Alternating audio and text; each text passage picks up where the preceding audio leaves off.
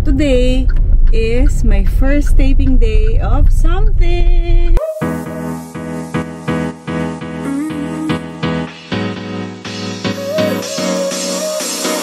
Work is almost over, summer's getting closer. Hey mga Zoom!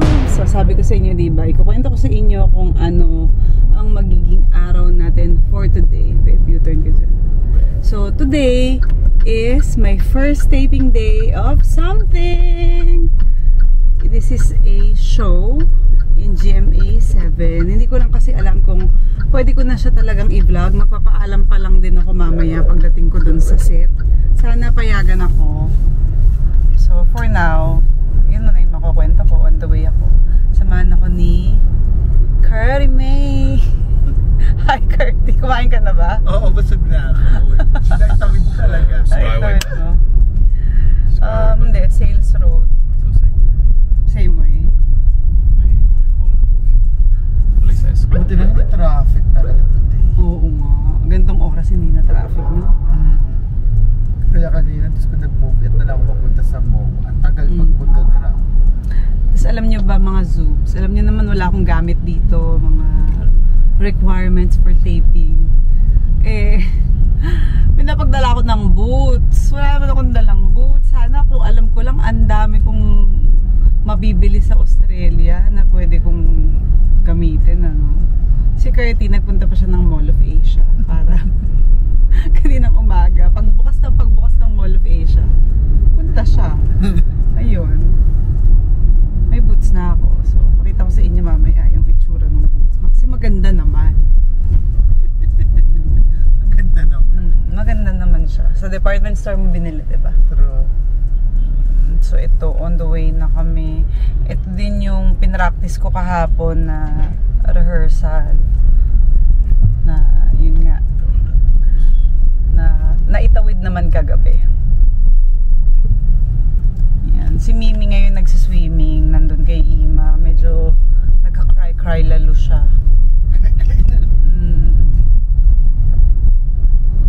Pero babalik din naman si Andy kasi ihahatid niya lang kami ni Curty. May lunch lang siya after. Tapos balik na siya. Susunduin niya na lang kami later tonight maybe. Ayan. On the way na guys. Look. Ayan. Naka-stop tayo. Hindi naman traffic. Moving naman. Naka-stop lang kasi stoplight yan.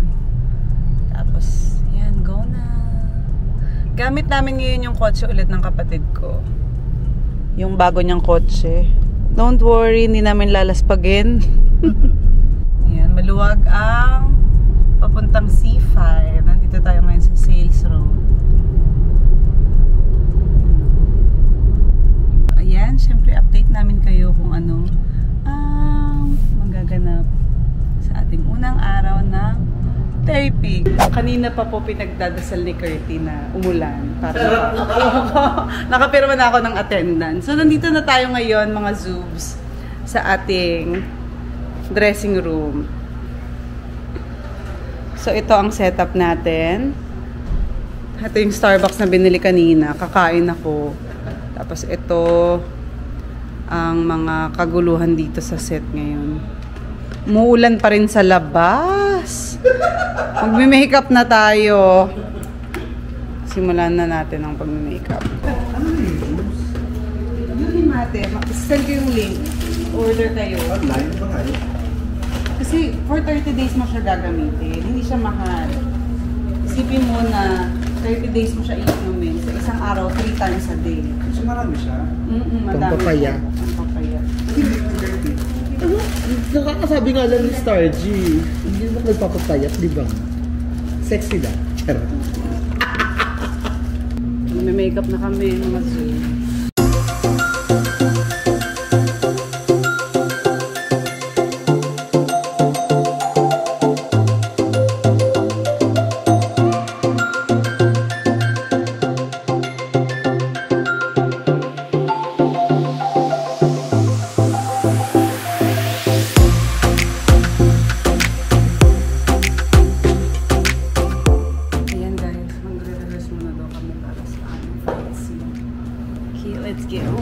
So there you go, guys. I just dropped Diana sa unang taping niya dito sa Pilipinas. So I am off to the mall to meet an old friend who I've been friends with for quite some time. I actually was trying to remember while I was driving how we met, and I believe it was because of Aubrey Miles and Troy Montero. And the first night we went out, it was at Strums, I believe. So I'm going to try and clarify this later on, but I think it was Strums the first time we met. We had some drinks, and then we just became really good friends from then on in. And now he has a family, he's a successful entrepreneur, and he's still very, very young. His wife's also very successful, so it'll be very nice to see them once again. I haven't seen their kids, even them, for the longest time. But the last time I did see his mum, which was during the last Philippine trip. So yeah, while Diana's taping, I'm out here meeting with a friend. Mimi is at the hotel with Ima, and she was crying a little bit. So sabi ko kay Diana, dapat we leave her with Ima more often kahit she's crying, kasi she needs to get used to it na. Dapat sanay na siya. Not saying that we will be away all the time, but she needs to learn that we cannot be there every moment. So I think it's a little bit of like separation anxiety, and she starts to cry. She thinks we're not coming back, but Mummy has work, and I have some things to do as well. We have some stuff that we need to fix while we're here in the Philippines, so we need her to be able to enjoy other people's company also, not just ours. So I don't know if any other parents are going through the same thing, but it's something that's quite difficult for us because syempre sa Australia, we're always together. We don't have a very big home in Australia, so we're together all the time, and I think that's what makes it really hard for Mimi to let go. So yeah, a little bit sad, but she needs to get used to it. But she did enjoy swimming. She had some ice cream, she had some chocolate. She did call us kanina, and she was much happier, and she was smiling and laughing, so it's a good start. So we're heading in the right direction, guys, but I need to go meet up with my friend, and we'll check in with you later.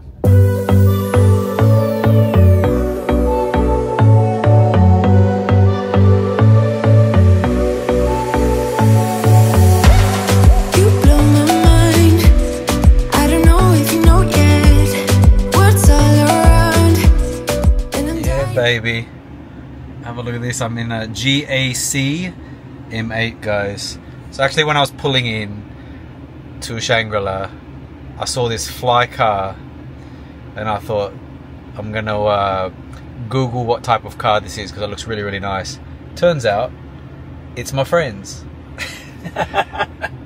This fly ass dude has got everything that's fly in the world, and now I'm actually sitting here in the captain's chair having a what you call a spa. So I'll show you the settings. Right, let's scroll down. So I'm getting a little back massage here. Selected spa. Boom. Getting the massage going while I'm sitting here. I'm loving it, bro. Yeah, man. I'm loving it. It's got a lot of space in it as well. Yeah. And he got the white interior. Yeah. Even though he has kids. Yep. He wasn't really worried about, you know, you get it. I'm guessing it's like I mean, it's easy to clean. It's just that you can't stain it, right? It's what do you call it? What do they call it? It's not dirt resistant, but like stain resistant or something. Yeah. Isn't that what they say in Tesla? Yeah, something like that. But yeah. What does M1 mean? Oh, that's a memory setting. Ah, okay. Yeah. So you've got how many settings here? So this is like the lean back settings. You can sleep here, really. Yeah, pretty much. Man, this is killer. I can control it. So, yeah. babe, have a look at me. Big bowling in a friend's car. Oh, this is fantastic, bro. What's the point in you having the massage chair when you're the driver? No, I have a driver. I just he's off today. Ah, he's off today. Yeah, but I'm gonna have a relaxing time here when I goes. But anyway, like I said before, I was telling you that how we met was through Aubrey and Troy at Strums, and I was correct. And it just happened that we bumped into them inside the Shangri-La Mall, so it's a bit of a coincidence. But yeah, anyway, I got to drive home because Mimi's probably missing me, so we'll see you there.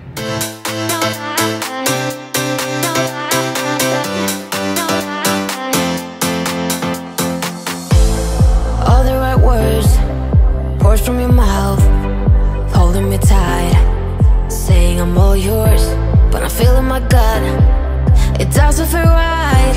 I see in your eyes, tell me no lie.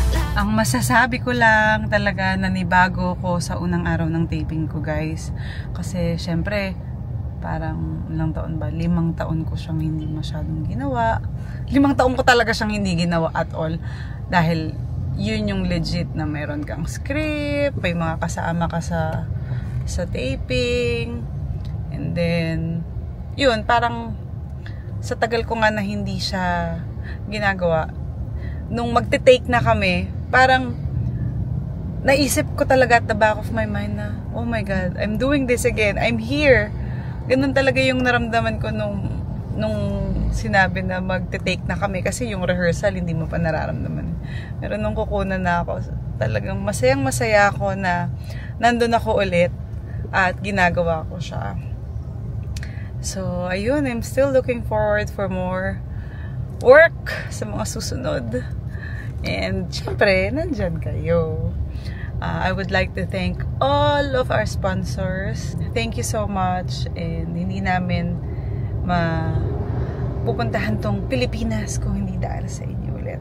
At hindi ako makaka-work. Thank you! Bye! Have a good day!